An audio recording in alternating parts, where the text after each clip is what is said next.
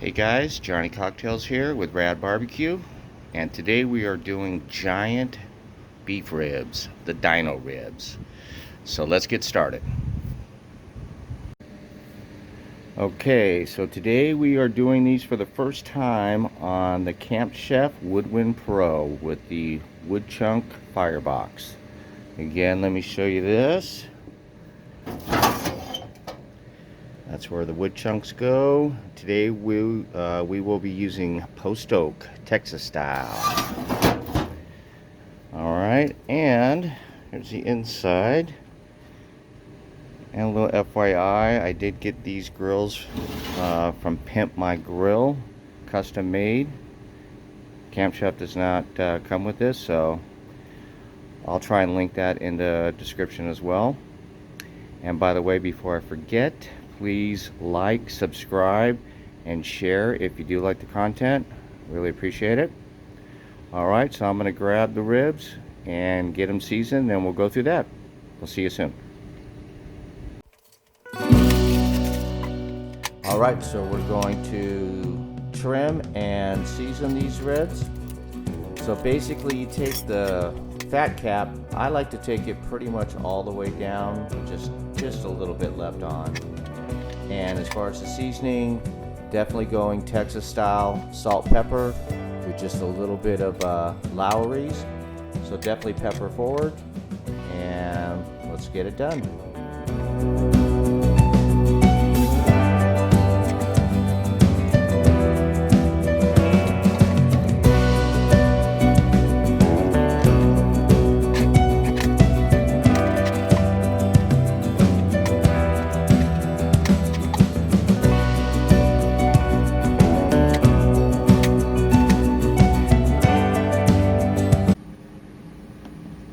Okay, so we're going to fire up the Camp Chef. We're going to be running at 250 today.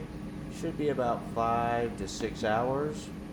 And we'll check on everything, maybe give it 2 hours or so before the first check. And leave the door open while it heats. And then I don't like to add the wood chunks until after the pit has come to temperature. And then from there, typically maybe every 30 to 45 minutes, I add a couple of chunks. So you'll see the pit slowly start to smoke, and once it does come to temp, then it takes about 6 minutes. We close the door. It'll take about another 10, 12 minutes before it gets to the 250. Then we'll put the ribs on. So now I've got a wireless meat probe. This is the Chef IQ. I will put that as well in the description. And that way not only will it tell me the temperature of the ribs, but it will also give the ambient temperature of the pit itself. So I always put on the top shelf. Sometimes I'll add a water pan below, give a little moisture and catch drippings. This time I decided not to. Here's the wood chunk smoker box, and that's ready to go ahead and add our post oak. You can see me just adding a couple chunks here. Then it also has a butterfly valve, which basically opens the chute to let the flame and fire come in. And what I do is basically open it all the way and just slightly turn it a little shut.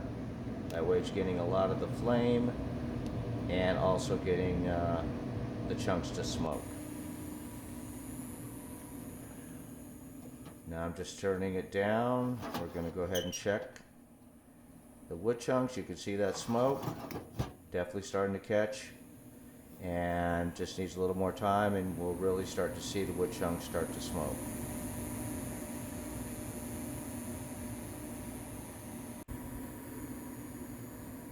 Alright, let's take a look one more time. Shut the valve down. Now we're going to go ahead and basically, you can see the coals starting to form. Nice little coal bed. And now everything's good to go. Now all we have to do is add a chunk or two, like I said, every 30-40 minutes. and it will catch right away, and you'll see that smoke really start to be produced.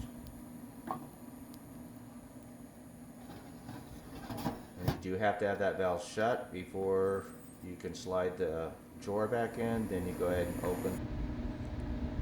Okay, so let's go ahead and check our first peek at them. This is about an hour and a half in. You can see a little bit of bark starting to build, not a whole lot. Basically just testing to see if it's forming or not, and if it's coming off on the glove. Definitely needs some more time, so like I say, it's only about an hour and a half. We'll check it here in a little bit. Let's go ahead and take a look at the smoke box. Again, let's go ahead and kind of chop down the coals there and get a nice coal bed and add another couple of chunks. Again, post oak, Texas style.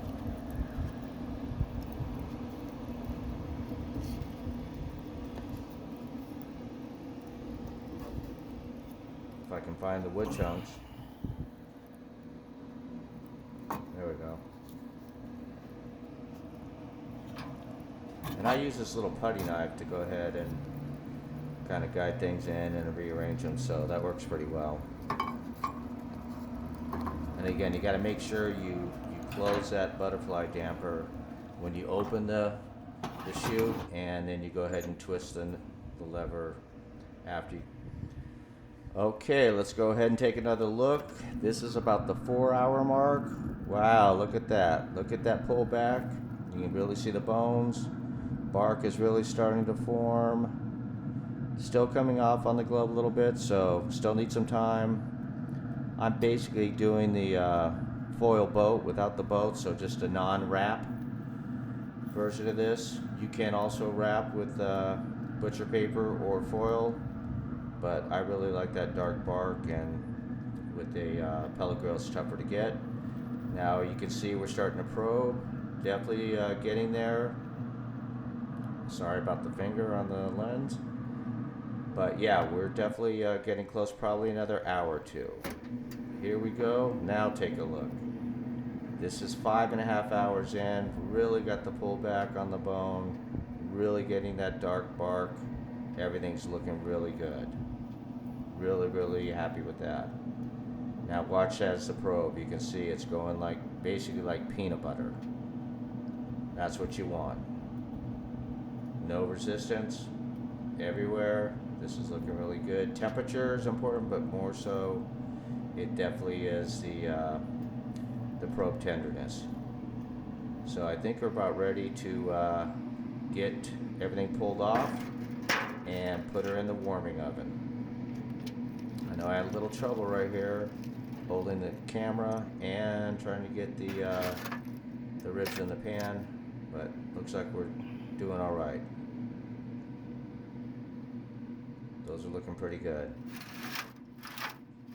Now I need 2 hands. I only have 1. Huh. All right, we'll get it done. Here we go.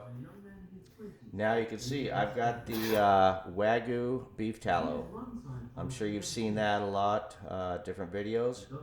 So I'm just gonna scoop some on and then put it in the warming oven. If you guys haven't seen any videos on the warming oven, it's a vevor, V-E-V-O-R, and I've seen quite a few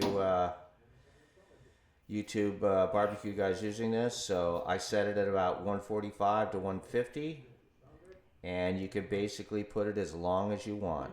So once you get it to your desired temp and the probe, put it in there. You can do it anywhere from 2-3 hours. You can do it overnight.